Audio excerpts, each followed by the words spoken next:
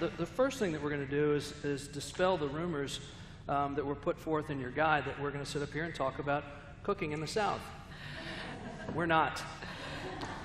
Because I would only serve to insult it, and it's much deeper a subject, and I think thanks to the SFA and the cooks of the world that are out there working now, we've unmasked significantly that cooking in the South is not what sort of the Paula Deans of the world would have you believe. It's much more complex and a beautiful landscape, and maybe the greatest gift that we have now is the legitimization of our food that we grew up with. So we were tasked with coming here and having a conversation, and didn't know what that conversation was about. And so before reading the description of the program this morning, we had a conversation and sort of mapped out what we decided. We really prepared. We're going to talk about, which is sort of about the process of our books, and and how we sort of arrived. And as a little bit of background, some of you may know, I've been in Oxford for a quarter of a century, and I came, this is sort of a nice conversation for us to have, because, I came into the restaurant business, and I had no idea, what I was doing. I had no business opening a restaurant when we opened City Grocery.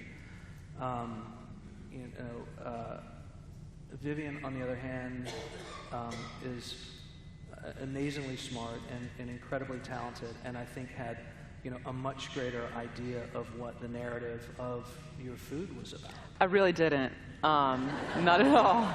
You carried yourself well. Yeah, that's, fake it till you make it. I'm really good at that. But opening Chef and the Farmer, I had never been in a leadership role anywhere, and I had never really made my own food. I didn't have a voice, I guess. And so, Chef and the Farmer turned 10 years old last year, and we were going through the original menus, and I was just cringing every time I turned the page. Goat cheese ravioli with tomato petals. And so I was making bad versions of other people's food when we first opened. I don't think that you can help but sort of, you emulate your mentors, right, when you get started, and you do have to feel around in the dark, and and the beautiful part of the process, and and I know when my light bulb moment was, and and I'm certain that you probably do as well, that what it doesn't get discussed publicly is, there's lots of talk about going to cooking school and and becoming a chef, and and sort of what the process is about, and what I don't think that anybody really talks about is that that becoming, your final step in becoming a chef is not when you can write a recipe, or you can come up with a dish that works, or cook from your head and create, just cook biscuits or pancakes whenever you feel like. But it is the moment, and it's visceral, at least in the conversations that I've had in dark corners with chefs late at night, when all of a sudden you realize that you are cooking effortlessly, you're cooking from your heart. You are preparing things that, and I remember very vividly, all of a sudden I was cooking things that, 5 years earlier, I would not have dreamed of cooking. I would have been embarrassed to put on the, the table, that I realized that were the things that, I was the most passionate about as a young, as a kid, or that I loved cooking for my friends when I wasn't at work. And it's like maturity, I think. I hadn't gotten there yet. Well, in terms of your professional skill, it's being able to own the techniques of it, and then moving beyond that and realizing where you exist in that world. And we probably both mentor lots of young chefs now, and I enjoy it because I can see myself 10, 15 years ago, and to watch somebody kind of evolve like that is a gift. But I think the conversation is changing, though. I mean, like we're not having the same conversations now, in mentoring, guys that are, I'd say are engaged now because they are fewer and farther between these days. So the romance with our industry has worn off, in case nobody was aware. Yeah. Thanks to the voyeuristic tendencies of the general population, getting a good look at the restaurant industry has been, for the last 20 years, a lot more available. And the reality that it is hard, thankless at times work, and that even with your $50,000 diploma coming out of cooking school, you're still going to go grind pepper for somebody. That's knocked the luster off of the, or the sex appeal off of of our industry, and so finding people that are talented are farther between. But the folks that are engaged at a deeper level. There's a much greater respect for product and technique and and I think narrative than there was. There's also a ton more restaurants of quality. I feel like it's almost like a restaurant bubble is happening, particularly in bigger cities, because there aren't enough cooks, and I think there's enough appetite necessarily, but it's definitely an interesting moment in our industry. And one of the few times that I've been grateful to be in a tiny town in the middle of nowhere. Yeah. Well, and that's one of the great commonalities that we have. We both set up in these small towns, and and I think the thing that I go back to all the time is that I could not have been more fortunate to set up in Oxford, and not just because and this is not pandering, although I'm not above it at all. You are on the pulpit, though. Right.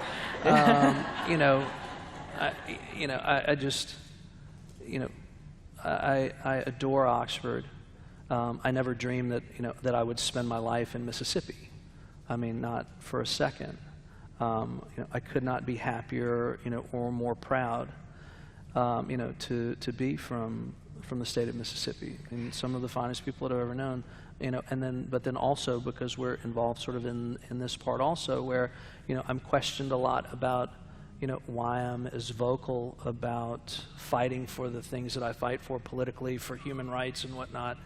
Why I take stance on these things when it divides people, and it's because I care and I want the place that I live and for my family to grow up to be the best place that it can possibly be. And I know that everybody feels like they're fighting for the same thing. I just feel like I'm right. Right. But well, you are right. You are right.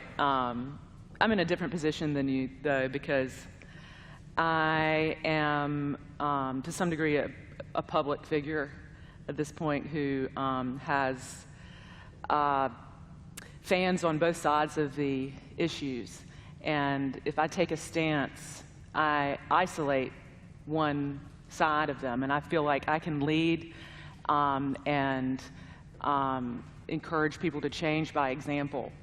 And so I shy away from being political and choose to have my intentions be perceived by the way that I interact with others. I told you she was smarter than I was.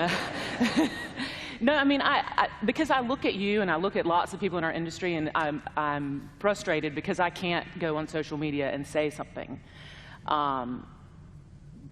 Because I feel like if I do, I'll only be talking to the people who agree with me.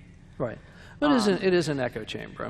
Particularly in social media, because the minute you start championing one side as it's perceived, people can just delete until you are sitting on the pulpit and and preaching to the choir, and so you do have to work. You do have to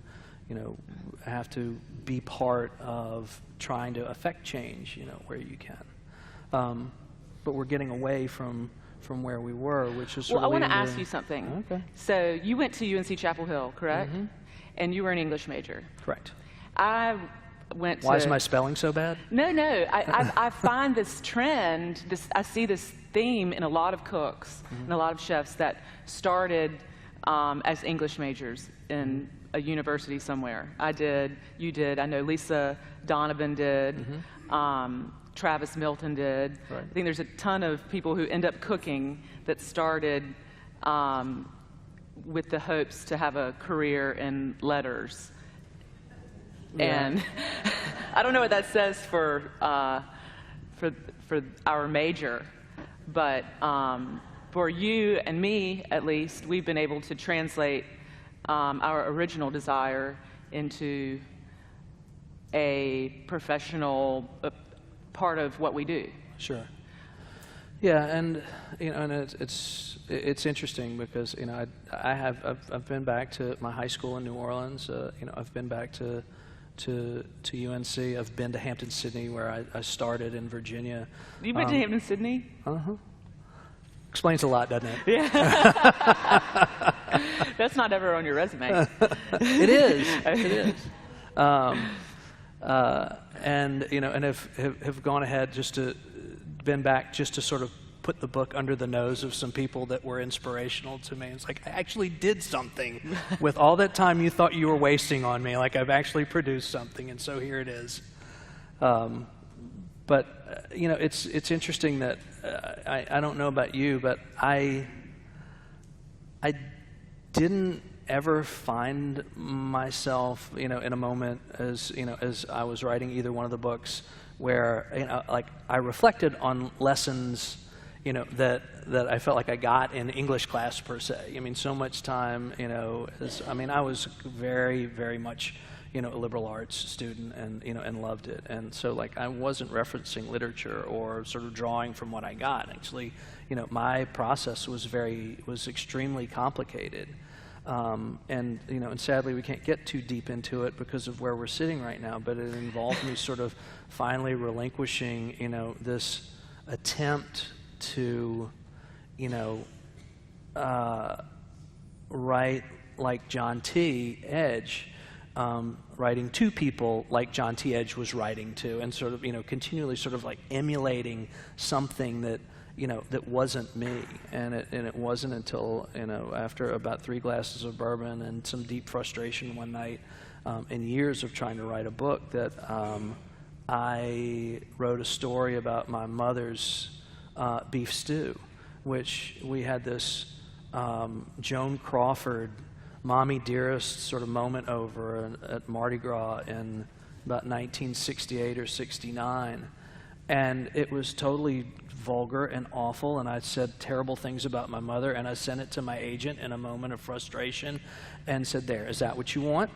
And he wrote me an email back the next morning, immediately saying, "That's exactly what I've wanted for years. Please continue writing that stuff."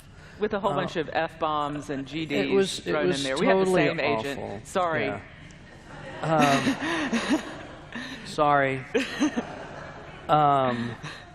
And that was really where I finally got my start, when I realized that I didn't have anything to contribute to the conversation about Southern food. Oddly, coming up, working for Bill Neal, being close to Frank Stitt, being best friends with John T.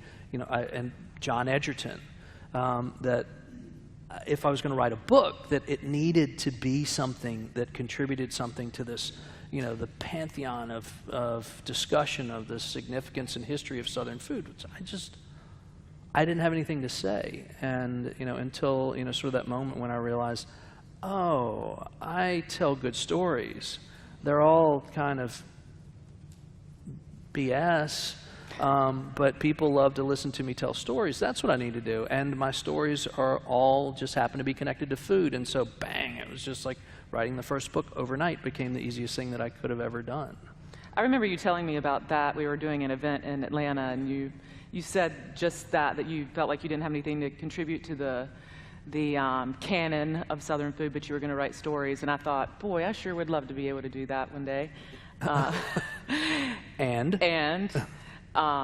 when A Chef's Life started airing, I guess everyone that has a television show deserves to have a book. is what the consensus is. So people started reaching out to me to do books, and David Black, our agent, reached out. And at the time, I was being compared to a cross-section between Julia Child and Paula Deen. And, yeah. And I'd never been so flattered and insulted in the same moment. People would say, "You know who you remind me of?" And I would go, and so I wrote a proposal, and a lot of agents said, "Oh, you don't even need to write a proposal. You can just write a sentence or two about what your book is going to be."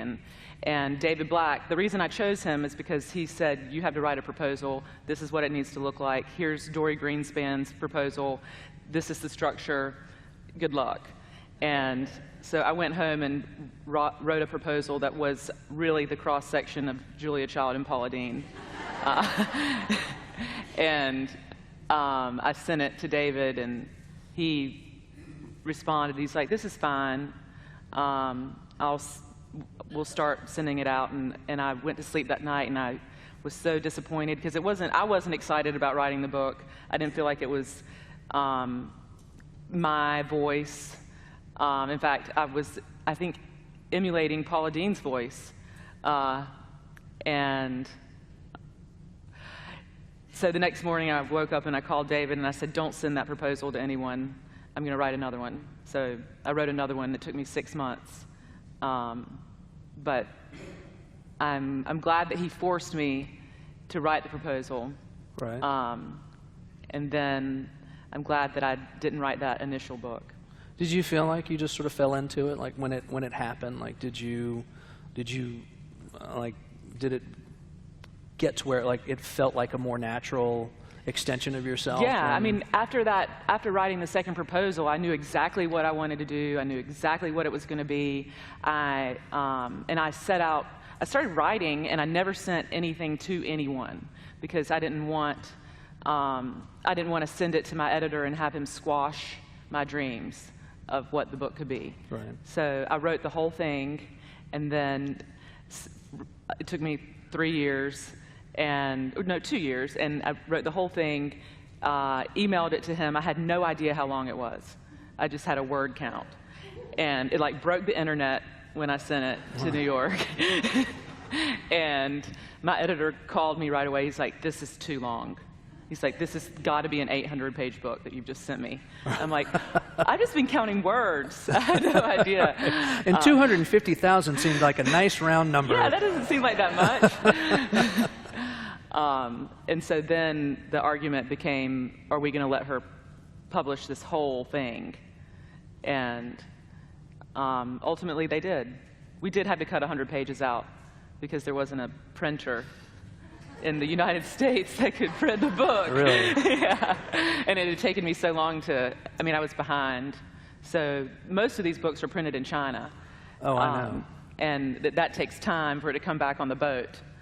And we didn't have that time because I was slow. Do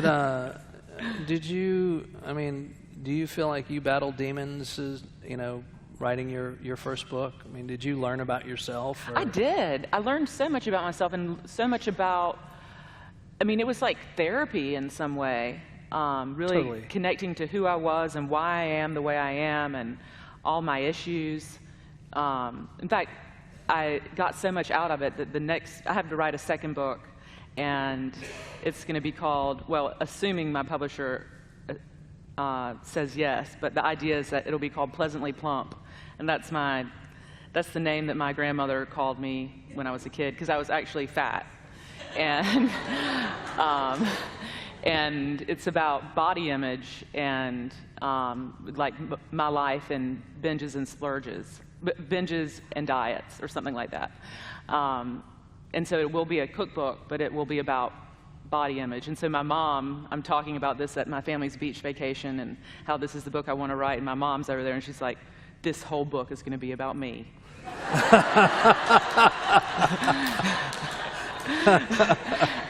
And I said, yes. But she can't stop herself. 2 days later, she came in and I had lost some weight, and she's like, Vivian, you're looking really good. You've lost that. And taps me on the chin. So yes, it is going to be about her. Right, and there's going to be another chapter about you. You give me more material all the time, Mom. Yeah, it's oddly a beautiful thing, and I haven't spent a whole lot of time talking about it, but I was fascinated, sort of by that. I've been consumed by Catholic self-loathing, my entire life, and it really was, sort of writing, and have had some nice success, in what I do, but have just sort of was never really entirely satisfied, and I shouldn't fail to give credit to my wife is an incredibly wonderful sort of fixture in my life, as far as I literally, on one hand I can do no wrong, and then on the other can do no right, and so it's a very balancing sort of existence for me, and she's been remarkable for me in the last 13 years or so of my life. But it was really the book it's such like a boxing match. It's you in the ring, and there's nobody else, and you are laying yourself open. If there's any sort of sincerity, to what you're writing, and I didn't really realize it really until it was all over, because so much of my time in writing the book was really dedicated, thanks to my roommate from college, who I could just choke for this. At some point pointed out to me, it's like, you do realize, when you finish that book, it goes in the Library of Congress. The first edition, with all of its flaws, all of its errors, are going to be in the Library of Congress for all eternity.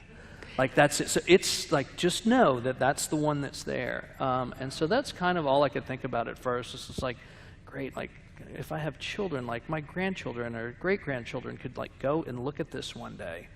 And that was kind of terrifying to think about. But finishing it, it wasn't that it was just a relief, but the whole process, and it's really difficult to describe, what a wonderful sort of enlightening sort of moment of self-acceptance, that came along with it. And then you combine that with, I'm certain that, we, have similar stories of the letters, packages, emails, phone calls that that I've gotten from people over the years that say, your book inspired me. Mm-hmm. And I never considered that before. I didn't think I was going to inspire anybody, other than to buy a pretty book and maybe give it as a gift. But a single one of those phone calls eliminated, or emails, that eliminated any sort of negativity that I ever had. When criticism for us typically works in the in the opposite direction. One criticism of a dish in the restaurant will eliminate 1,000 compliments. Yeah, right? It is different with the book. It really is. It's the exact opposite, which is, thank God. I don't know what my existence would be like, otherwise. And the book feels so permanent in our work and in our world. We go in and prep all day and make something, and then it's consumed and gone. And you start the next day doing the same thing. And social media goes away. If you work in magazines, you have another issue next month. With my television show, I'm I'll be skinnier next season. But the book, there's nothing, it's permanent. And it feels that way, in a scary, powerful. I spent so much time on it, and my kids were young, and I kept saying, they'll have this when I'm gone. So it's okay that I'm an absent mother right now.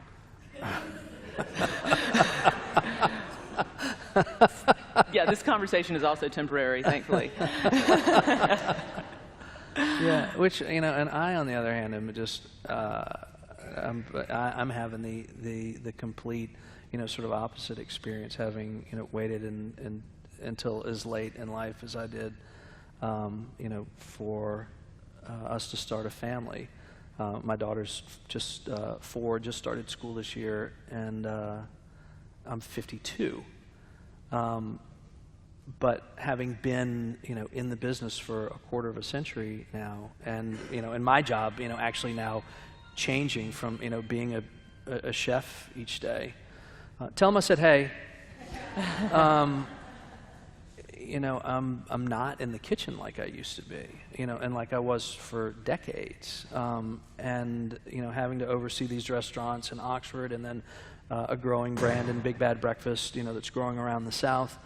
I'm more of a CEO to that brand than I am a chef, but it gives me the ability to sort of day to day, be able to work from home. And so the first 4 years of my daughter's life, I've spent at home annoying the living daylights out of my wife, and and being able to share in every moment of my daughter's first 4 years, and that's such an incredible gift in our industry, specifically. To me, who I knew that a moment before I turned 48 that I would not have been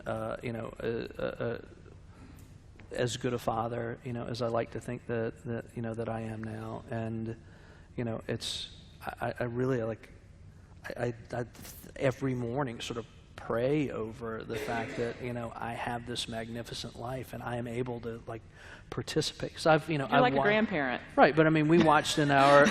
Wow. I'm sorry. Oh my God. I'm No, dedicating a chapter to you in my next book. You know what I mean. Sure I do. I do. That's the... well, I mean, yeah, no, I mean, it is, it's definitely it's a young man's game.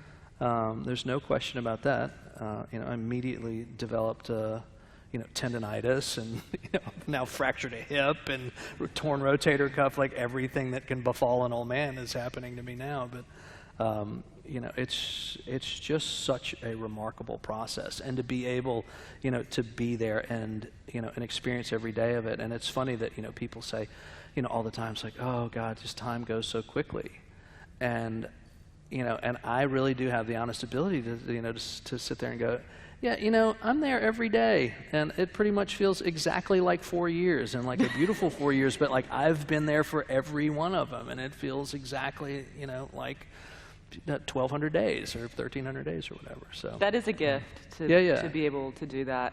Yeah, it makes it impossible to write, though. I mean, back to the other, so I don't know. Like, what was my schedule was very nocturnal when it came. Yeah, so I would go. I have a little office close to my restaurants, and I would go there in the morning and maybe write for an hour, and then all the meetings and the mentoring and the tastings and the restaurant, all of that would eat up the day. And then at 5 o'clock, the restaurants opened, and I would go back to my office and write till like 11. Right. Because then no one would be bothering me. Yeah, I know. I mean, from 7 or 8 in the morning until 6, I couldn't ever get anything done. And it wouldn't be until sort of I could shut everyone out, put Mamie to bed, that then particularly with Big Bad Breakfast, that I could get anything done at night. Most people write in the morning, though, don't you think? I think it depends. There's a panel on a very dear late friend of mine named Larry Brown that's happening maybe simultaneously, and if it's not, please make your way to listen to folks talk about Larry. He's one of the most fascinating people in the world. But Larry never started writing before about midnight or 1 in the morning. Really? And he'd write until 6 or 7. He's actually who Big Bad Breakfast is named for. His second book of short stories was called Big Bad Love. And the irony was that Larry loved breakfast to death, but he was never awake for it. And so when we struck on the idea, and I came up with the name, I sort of got in my car and ran over to City Hall where his widow was working, and I told her what we wanted to do and what we wanted to call it, and she cried and I cried and we hugged and we had a logo designed and we were off to the races. But anyway, I think it varies, for people. I always think that if I could make myself write in the morning, then what I would write would be really good. Yeah, I think so too. But I mean, we're nocturnal creatures, by virtue of of what we do, and I don't know that that I'd ever be able to break that. And I think part of me, is now it used to be when I was a kid, I couldn't ever get homework done when I was in college because when the sun went down, I was like, well, the girls must be doing something. I'll miss something if I can put this off and do it in the morning. And now it's like in the daytime, I feel like I'm missing something. Yeah. And for me, I found that writing, especially a book where there's a recipe component, that's a big part of what we did. I found that writing the narrative portion, all the stars had to align and everything around me had to be spotless and shiny, and all the recipe had to be, perfect in order for me to write the narrative part. So that, it was procrastination is what it would be called. But, that thought that everything has to be just right for me to take the time to do this. Yeah, that's the real secret here that nobody really talks about, is that writing a cookbook's not really that hard. There's not much to write. You write chapter openers, you write recipe headers, and and then an occasional sort of sidebar piece or instructional here and there, and then it's the recipes of the work. For us, the super challenge is that we're accustomed to preparing a recipe for 30 to 40 portions, let's say, and all of a sudden you've got to skinny down your recipes and figure out ways to make them work, because not everything is scalable for 4 to 6 people, and and that's not always easy. But I've just found as we've gone along that so much of my life is connected to food that sort of every time I sit down with a recipe, it's like, oh, well, that's the chocolate chess pie that me and my roommates used to make in college, and we stole the recipe from the church ladies down at the Baptist church. Well, that'll make a good story, and so bang, there it is.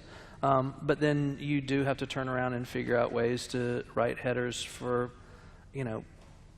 pancakes, right? Not or things that are, not necessarily have that real curb appeal to them. So. What about the testing the recipes in your book? How did you go about that? Well, I won't lie. Because you're on the pulpit. Well, no, he parted ways with me long ago. I actually use the photo shoots as the testing sessions, so that we're not doubling up. Well, yeah, so we're.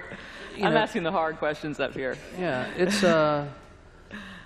Because we have to prepare the dishes for the photo shoot, and I don't believe in just styling food so that it looks good, but it doesn't represent, what you will make if you make the recipe. And there are a lot of cookbooks out there that are guilty of that. Less so today than maybe a decade or 2 ago. But so we will do a lot of our testing because, 70% of the recipes have photos that go along with them. I know that the recipes, have individual components that are just going to work, and, so I assign recipes to different people within the restaurant group for the photo shoots, and they produce them for the shoots, and we prepare and taste them, as the shoot goes. And if we have something that doesn't come out quite right, we take it back to the drawing board and reproduce it, change the recipe, and then shoot. But the shoots are going on, while you're writing the book. A majority of Big Bad Breakfast photo shoot went on before, I'd actually, written sort of word one. Oh, really? I was still sort of trying to craft it. And so then the other, the balance of the recipes will go back and we just test individually, at the restaurant. And it's more because I'm a freak about waste. And doing a cookbook from a financial standpoint is, it's not the most, efficient financially, sort of thing to do. You got to pay a photographer a whole bunch of money, and then you've got to lay out, a whole bunch of money to test recipes. But, when we've got 6 different restaurants that, I have people that I trust, and they understand that it has to be very precise. Like if it says a teaspoon of salt, you're not dumping salt into your hand that looks like a teaspoon and putting it into the recipe. Like everything is measured. Everything has to be meased out. It gets checked, by a second person before it's prepared, and then the recipe is made. That these things have to be right on, and so we're not put in a position where we've got to then, pay somebody another $20,000 to go through and test all the recipes. And we've been fortunate. The recipes, we haven't had really any issue, and we've traveled all over the country on 2 books, and traveled not to bookstores but to friends' restaurants to do these dinners, and the things have worked. Yeah. That's my fear. Whenever I see people out in the world and they're like, "I've been cooking from your book," I'm like, and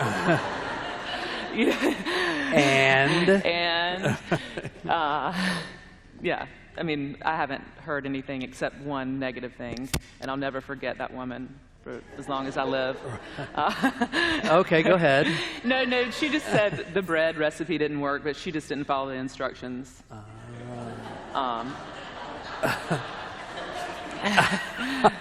So it's all about blame, isn't it? It is. I mean, it's true though. It's you got to follow the instructions for the recipe to work. Yeah, and breads are a particularly troublesome one. It's like I don't know why anybody ever wrote a book on cooking bread, because it's not. It's so much greater a science. And the bread that I make here in Mississippi is going to turn out different than the bread that I make at home in North Carolina based on humidity, although this is really similar to North Carolina right now. The testing, you're right, the testing part of it was very expensive and very wasteful. I hired a girl who was a teacher. I heard Ina Garten speak once, and she talked about testing the recipes for her cookbooks. And we all know that she's, the grand dame. She's perfect. Yeah, she's perfect. And she said that she hires home cooks and has them cook in front of her, and she watches them so that she can see whether or not they're making the recipe the way that she thinks that her instructions suggest. And I mean, I can't do that, but I hired a teacher, and she came and lived in my parents' house for the summer and destroyed my mother's kitchen. And I mean, literally, when she was done, there was like tomato sauce on the ceiling, and fermentation going on in the refrigerator, and that wasn't for a recipe. But de facto. Yeah. Right. Right. So how you like me now? I mean, I was just curious because I don't, like I said, when I wrote the book, I didn't want input from others because I didn't want to accidentally plagiarize someone else or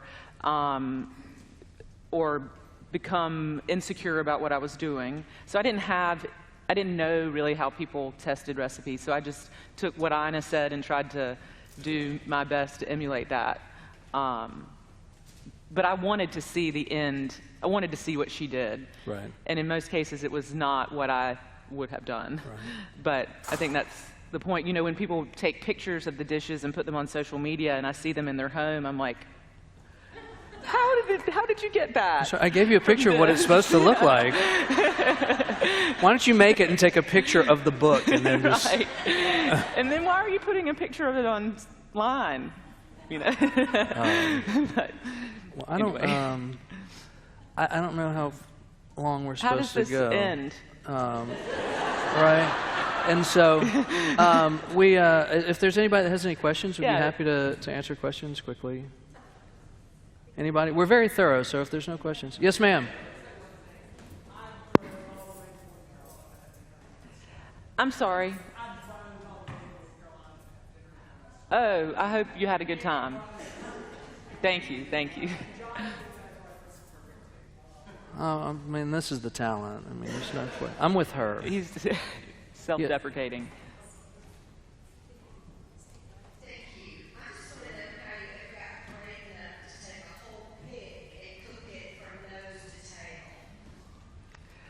People have been doing that in my part of the world for a long time. I think you're referring to the episode where we slaughtered the pig and eviscerated it. That was just poor judgment on my part. And also arrogance. Just thinking that this thing that my forefathers did forever must be easy because I'm more thoroughly evolved than they were. And then I get to this place where I'm trying to slaughter the pig and prepare it, and I'm not qualified to do it. That was a really difficult day. And then I realized that when we were done filming, I still had this pig that I had to fabricate, and everybody else was done. So you cut it up in pieces and made dishes with it. And so, I just cooked the whole thing. And we cleaned out the chitlins, you know, with a hose, and it was something. Yeah, it is. Yeah, it is. And then cooking them is a whole nother experience altogether. I gave them to a friend who wanted them. I was very happy to pass those along. And I will tell you this: like cooking your whole animal, is sort of a Matterhorn for all chefs. And it's something that, I think the curtain's been pulled back on in the last 10 years. There's gotten to be such a fascination, with cooking whole animal. And it's odd that there's so much fascination with it. But in retrospect now, so the conversation I'm having with people that, are like, oh, we're going to cook a whole hog, how, why you do that, and it's so amazing. I was like, no, you know what? Cooking a whole hog is really not that amazing. It just requires somebody that will stay up long enough with the fire, to make sure that it cooks right. And if you know what you're doing, it's just about respecting that. It's like if you want to talk about work and something, it's hard. The people that run meat and threes, that are making plate lunches, that are preparing 20 vegetables a day and 7 or 8 proteins and reproducing that stuff, I mean, that's work. Those are the guys that don't get the credit for what they do. And, they get fewer and farther between all the time. But, like, those are the guys that I really respect, folks that are doing plate lunches, with fresh vegetables every day. I mean, that's beauty. That's a lot of work. Toil, right? Yes, ma'am.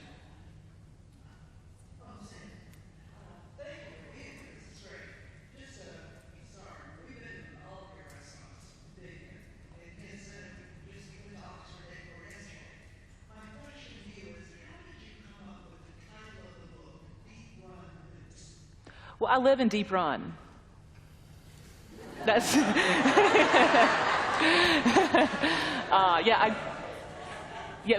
well, our restaurants are in Kinston. Kinston's about 30 minutes from Deep Run, and when I was a kid, like, we would get dressed up to go to Kinston. We're going to town now. And so I live in Deep Run, and I have this show on PBS, and when we were trying to come up with a name for it, I wanted to name it Deep Run Roots, and PBS said no. And so I had that name in my back pocket. And it's amazing to me how many people have the book, they've watched the show, and they still don't know that. But yeah, that's where it came from. Beautiful. Right. But yeah, Deep Run is my home.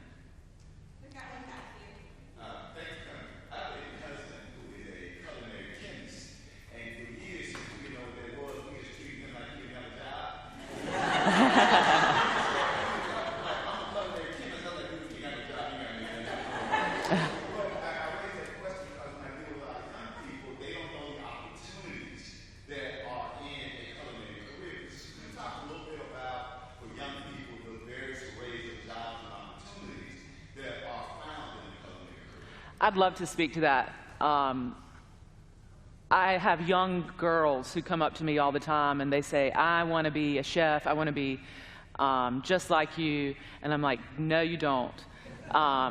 First of all, I think cooking can be the most rewarding lifelong hobby that you can possibly have. And once it becomes your job, that changes for a lot of people. And you're right, there are so many careers in the food world that are not related to restaurant work. We've just talked about a few of them up here. Recipe testing. When he said it, you pay somebody $20,000 to test the recipes for your book, he's not lying. I paid Anna, who destroyed my mom's kitchen, close to that over the course of 3 months. The going rate, my agent told me, is $150 per recipe. And so people can live anywhere and do that. Recipe testing, food styling, prop styling.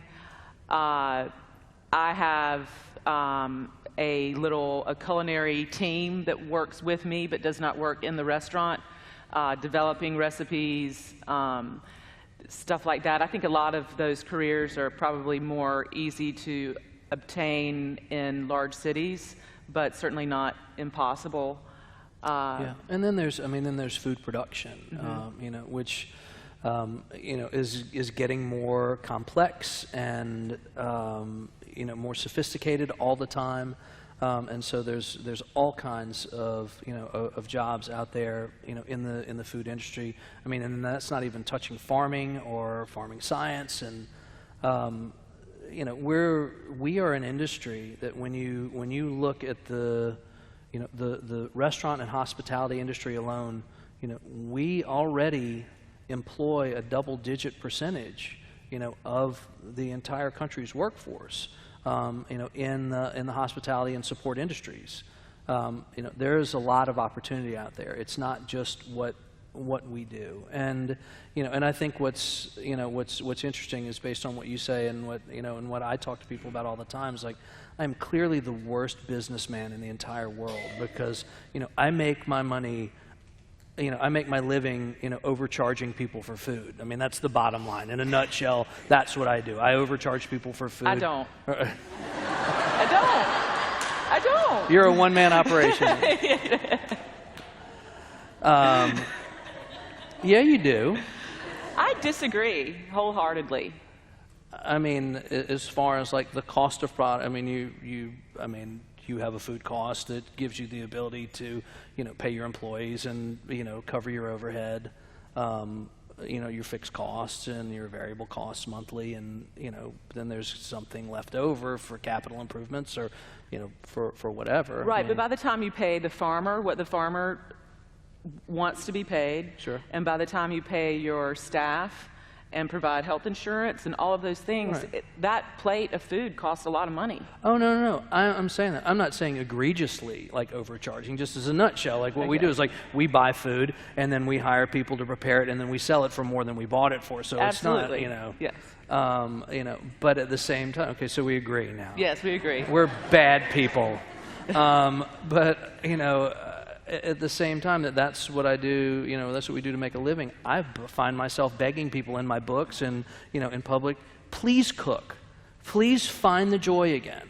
There is no greater gesture to someone than stopping for a portion of your life to prepare a plate of food and put in front of them. Mm-hmm. When you're doing that, whether you realize it or not, you are sharing part of your life with them. You made a choice, in what you cook based on whether it's an interest, whether it's ingredients that are in season, whether it's something that your mother used to make or the church ladies used to make or what have you, and you are putting that in front of someone, and there really is no finer gift that you can give someone than preparing a meal and sharing it with them. And that to me is like, that's the most rewarding part, of what we do. And I think what's lost, now, but cooking is looked on as this sort of onerous task these days.